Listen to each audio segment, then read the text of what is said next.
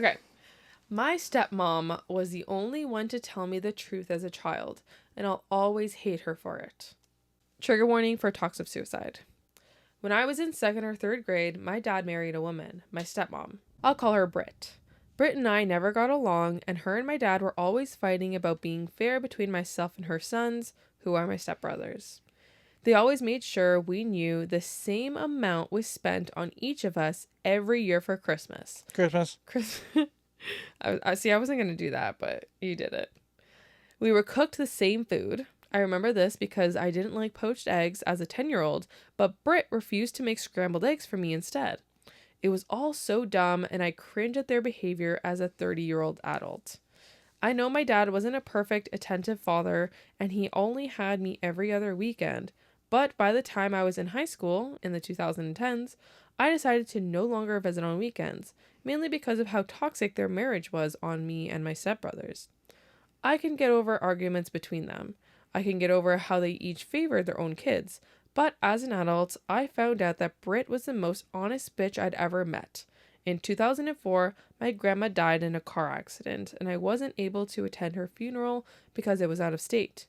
One night, maybe a few weeks or a month later, my stepbrothers were at their dad's house. Britt and my dad got into one of their usual fights that I'd tried to ignore by disassociating and watching Drake and Josh. I fucking love Drake and Josh. Did you ever watch it? Yeah, it was a great show. Loved it. Ben 10 or something. That's another show. Oh, Ben 10 or some other shit. Never watched that. I was doing fine in the back room until I heard Britt call out my name, which was unusual. I started listening in the argument and heard Britt say, "You hear that, OP? She didn't die in a car crash. She fucking killed herself." Obviously, she was just being mean to me in order to hurt my dad, so of course, I didn't believe her. Until a couple of years ago. My wife and I were spending a holiday at my aunt's house, and at one point we were talking to my aunt about family and life stuff. Eventually, she said her only regret was not answering the phone the night her mom, my grandma, killed herself. Apparently, I had a good enough poker face because when my wife and I got back to our room, she said, "I thought your grandma died in a car accident." And I replied, "I did too." Once it sunk in that I'd believed the initial lie for almost 20 years, the anger hit me. The anger that the only person that told me the truth was Britt. The anger that the only reason she told me was to hurt me and my dad. The anger that she would tell such a thing to a kid that wasn't even 10 years old to what? Win a fight?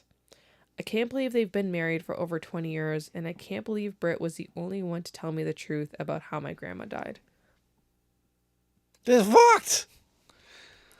There's some fucking liars out there. I am trying to put the logic to work here of you're never the asshole for telling the truth, but He's not asking it. This is just true off my chest. No, I'm just talking about before we said you can never be the asshole for telling the truth. Oh.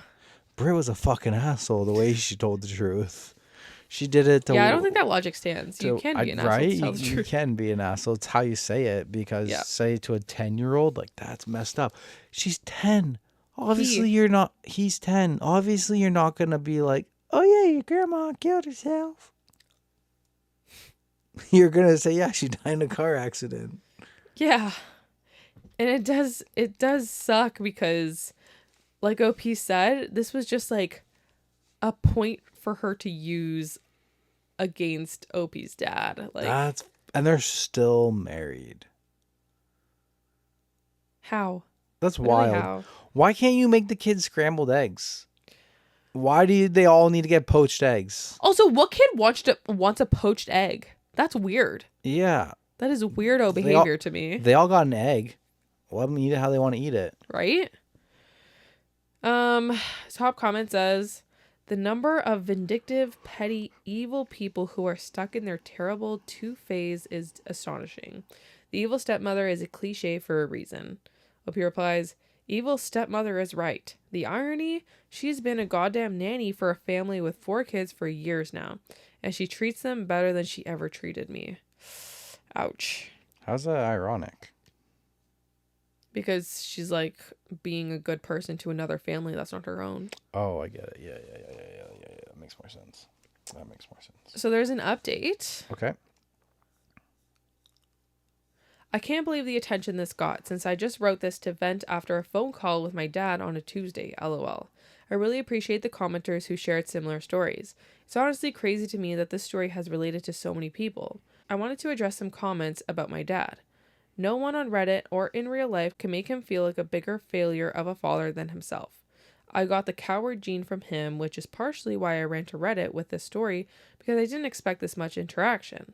Now that I'm an adult, he frequently tells me how much he regrets not being in my life as much as he wanted when I was a kid.